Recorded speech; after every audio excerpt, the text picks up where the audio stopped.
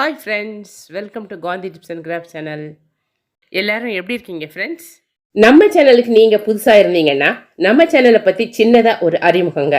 இது எது மாதிரியான சேனல்னா, உங்கள் அன்றாட வாழ்க்கையை டெவலப் பண்ணக்கூடிய, நிறைய காசை மிச்சப்படுத்தக்கூடிய, வேலைகளை சுலபமாக்கி ரிலாக்ஸேஷன் டைம் அதிகமாக்கக்கூடிய நிறைய பதிவுகள் இதில் இருக்குங்க. அது மட்டும் இல்லைங்க, சமையல், ஆரோக்கியம், வீட்டு குறிப்பு பற்றிய நிறைய குட்டி தகவல்களும் இதில் இருக்குங்க.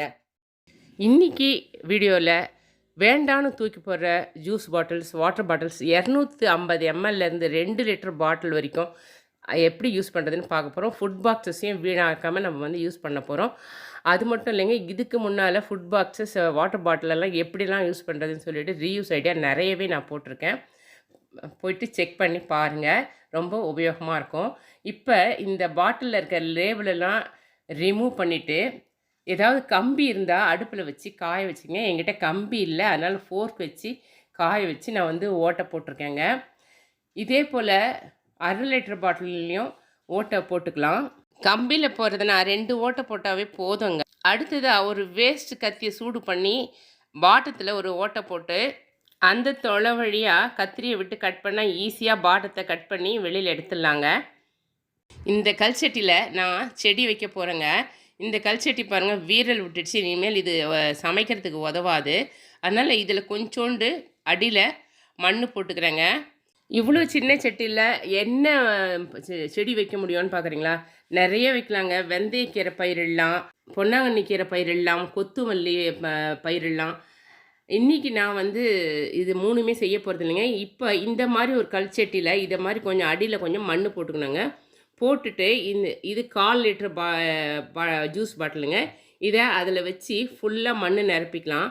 எதுக்கு அப்படின்னா, இது நேரடியாக செடியை நட்டு தண்ணி ஊற்றும் போது என்ன ஆகுதுன்னா, மத்தியானம் 1 மணி 2 மணிக்குள்ளே அதில் இருக்கிற தண்ணி மொத்தத்தையும் வெயில் உறிஞ்சிக்குது இந்த கோடை காலத்தில். அதுக்கப்புறம் செடி வாடி போயிடுது, பார்க்கவே இதுவாக இருக்குது. நம்ம இதுக்கு தேவையான தண்ணி ஊற்றிட்டு இந்த பாட்டிலில் ஊற்றி வச்சோன்னு வச்சுக்கோங்களேன், அது கொஞ்சம் கொஞ்சமாக இறங்கும். அப்போ வந்து அது சாயந்தரம் வரைக்குமே ஃப்ரெஷ்ஷாக இருக்கும், செடிங்கள்லாம் நல்லாயிருக்கும். இப்போ பாருங்கள், நான் தண்ணி தெளிச்சிட்டேன். இப்போது அந்த பாட்டிலில் தண்ணி ஊற்ற போகிறேன்.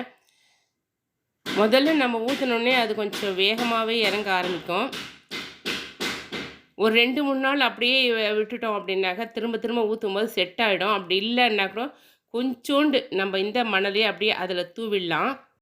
இப்போ பாருங்கள், தண்ணி ஸ்லோவாக இறங்குது பாருங்கள். நான் பலமுறை இது செக் பண்ணிட்டு தான் உங்களுக்கு நான் இதை போடுறேன். இன்னும் தேவையான எக்ஸ்ட்ரா மண்ணை வெட்டி எட்டுனதுக்கு 10-15 நிமிஷம் ஆயிடுச்சுங்க. ஆனால் அந்த பாட்டிலுக்குள்ளே தண்ணி இன்னமும் மிச்சம் இருக்குது, மெல்லமாக தான் இறங்குது. இதை பாருங்கள், திருநூற்றுப்பத்திரி செடியை வந்து ஒரு பழைய குடத்தில் வச்சுருந்தேன். குடத்தினுடைய இடுப்புக்கு மேல் பாகமெல்லாம் வெயிலில் காஞ்சி இத்து போச்சு. அதனால் இந்த மண்ணெல்லாம் தள்ளி விட்டுட்டு தண்ணி ஊற்றினா நிற்கவே இல்லை, வழிஞ்சு கீழே போயிட்டு இருந்தது.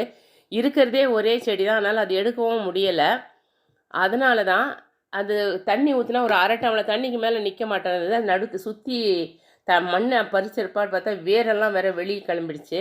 இப்படி இருந்த மண்ணெல்லாம் இது பண்ணிவிட்டு அதில் வந்து ஒரு பாட்டில் சொருவி வச்சுட்டேங்க. சொருவிட்டு இப்போ தண்ணி ஊற்றின ஏற்பாடு தான் இந்த மாதிரி ஃப்ரெஷ்ஷாக கீழெல்லாம் செடியெல்லாம் முளைச்சிருக்கு பாருங்கள். இந்த செடி வந்து திருநூற்றுப்பத்திரி 2 முளைச்சிருக்கு. அதை வந்து இன்னும் கொஞ்சம் பெருசானதான் வேறு ஒரு தொட்டியில் நட்டுவிடணும். இதில் பாருங்கள், நேற்று ஊற்றின தண்ணி இன்னும் கூட கொஞ்சம் மிச்சம் இருக்குது. பாட்டில் நட்டு தண்ணி ஊற்றுறதுக்கு முன்னாடி ரொம்பவே மோசமாக இருந்துச்சு. இப்போ பாருங்கள், நல்லா பச்சை கட்டி அழகாக வந்துட்டுருக்கு செடிங்க. இந்த கொளுத்துற வெயிலில் நான் மணித்தக்காளி செடி தாங்க நடப்போகிறேன். ஏன்னா இது உடம்புக்கு குளிர்ச்சியை தரக்கூடியது. இந்த கோடை வெப்பத்துக்கு இந்த கீரை சாப்பிட்டா உடம்புக்கும் நல்லது, சுவையாகவும் இருக்கும். இது வந்து ஒரு குறுகிய கால பயிர், அதனால் இந்த சின்ன மண் சட்டியே அதுக்கு போதுமானதாக இருக்கும். நம்ம 3 முறை அதை அறுவடை பண்ணி இதை சமைக்கலாம். அதன் பிறகு புதிய செடியை நட்டுடலாம். 2 வேளையும் பாட்டிலில் தண்ணி ஊற்றினா செடி நல்லா வேகமாக பசுமையாக வளரும், வாடவே வாடாது. தரையில் வச்சா பயங்கர புதார் மாதிரி வருது.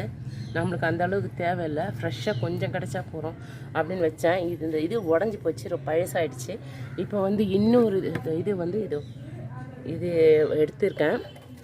இதில் வந்து வைக்கிறதுக்கு தான் இதை கட் பண்ணேன். இதில் மண்ணை நிரப்பி இந்த செடியை இந்த செடியை இதுக்கு ட்ரான்ஸ்ஃபர் பண்ண போகிறேன்.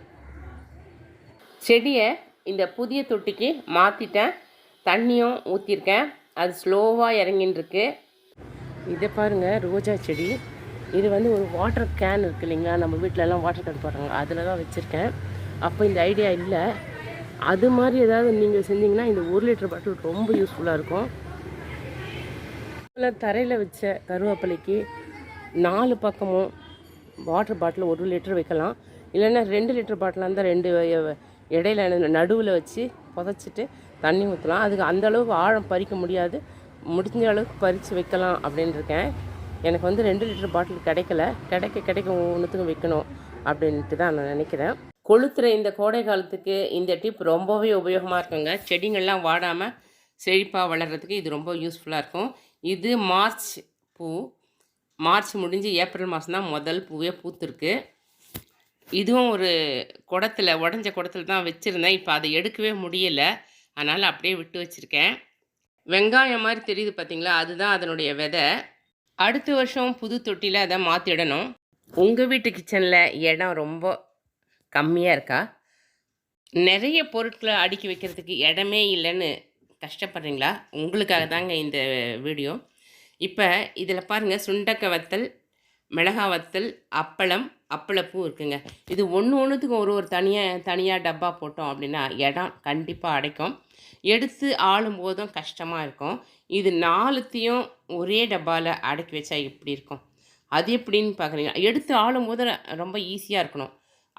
புதுசாக அது உள்ளே திறந்த உடனே தனித்தனியாக அதை வந்து கலெக்ட் பண்ணிகிட்டு இருக்கக்கூடாது. அதுக்கு தான் இந்த வீடியோ. இதை பாருங்கள், இது போல் ஒரு அட்டைப்பெட்டியை இதில் வச்சிடறோம். பெட்டிக்கும் நடுவில் இருக்கிற கேப்பில் ரவுண்டு அப்பளத்தை பொறுத்து வச்சாச்சு. அட்டைப்பெட்டிக்குள்ளே அப்பள பூவை வச்சாச்சு.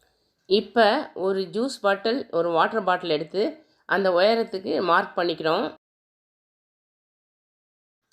பாட்டில்களை கட் பண்ணி எடுத்துக்கிறோம். ஒரு பாட்டில் கப்பில் சுண்டைக்காயை நிரப்பிக்கிறோம். இன்னொரு பாட்டில் கப்பில் மிளகா வத்தல் போட்டுக்கிட்டோம். அந்த பெட்டிக்கும் இந்த பாட்டில் கப்புக்கும் நடுவில் இடைவெளி இருக்குது. அதில் இன்னும் கூட ஏதாவது வத்தலை நம்ம வந்து வச்சுக்கலாம். இந்த ஒரே ஒரு பாக்ஸ் எடுத்தால் போதுங்க. நம்மளுக்கு என்ன வத்தல் வேணுமோ அதை எடுத்து வறுத்துட்டு மூடி வச்சிடலாம். இடமும் அடைக்காது, ரொம்ப யூஸ்ஃபுல்லாக. இதே போல் ஒரே இனத்தை சேர்ந்த பல பொருட்களை ஒரே பாக்ஸில் அரேஞ்ச் பண்ணி வச்சுடுங்க. ஒரு பாக்ஸ், அந்த பாக்ஸை ஒரு பாக்ஸ் மேலே ஒரு பாக்ஸ் அடுக்கி வச்சுட்டிங்கன்னா ஒரே இடத்துல 30க்கும் மேற்பட்ட பொருட்களை அடுக்கி வச்சுக்கலாம். எடுத்து ஆள்றதுக்கும் ஈஸியாக இருக்கும். அது என்ன ஒரே இனத்தை சேர்ந்தது அப்படின்றீங்களா? இப்போ ஒரு உதாரணத்துக்கு நம்ம பிரியாணி தாளிக்கிறோம், பிரிந்தி தாளிக்கிறோம் அப்படின்னா சோம்பு, பட்டை, லவங்கம், ஏலக்காய், மராட்டி மூக்கு, பிரிந்தி இலை அப்படின்னு நிறைய இருக்குது இல்லைங்களா? அது எல்லாத்தையும் சின்ன சின்ன டப்பியில் போட்டு ஒரே டப்பியில் அரேஞ்ச் பண்ணி வச்சிங்கன்னா ஒரே டப்பி எடுத்தால் வேலை சீக்கிரம் ஆகிடும். இடமும் ஒரு டப்பியாக எடுக்கிற இடத்துலையே 4 டப்பியும் அடிக்கலாம். எடுத்து வைக்கிறதுக்கும் ஈஸியாக இருக்கும். கண்டிப்பாக இந்த பதிவு எல்லோருக்கும் பயனுள்ளதாக இருக்கும்னு நினைக்கிறேன், நம்புகிறேன். எல்லா மனசும் ஒரு சிறிய பாராட்டுக்கு தானே எதிர்பார்க்குது. இந்த பதிவை பற்றி ஏதாவது சொல்லணும்னா அதை கமெண்ட் பாக்ஸில் மறக்காமல் சொல்லுங்கள். அதை படிக்கிற பொழுது நான் ரொம்பவே சந்தோஷப்படுவேன். நான் உங்ககிட்டேருந்து எதிர்பார்க்குறதெல்லாம் அந்த சப்ஸ்கிரைபையும் அந்த கமெண்ட்டையும் தான். அதை பார்த்து அடுத்த வீடியோ செய்கிறதுக்கான எனர்ஜி எனக்கு கிடைச்சிரும். இதுவரைக்கும் பொறுமையாக இந்த வீடியோவை பார்த்ததற்கு நன்றி. வணக்கம். வாழ்க வளமுடன்.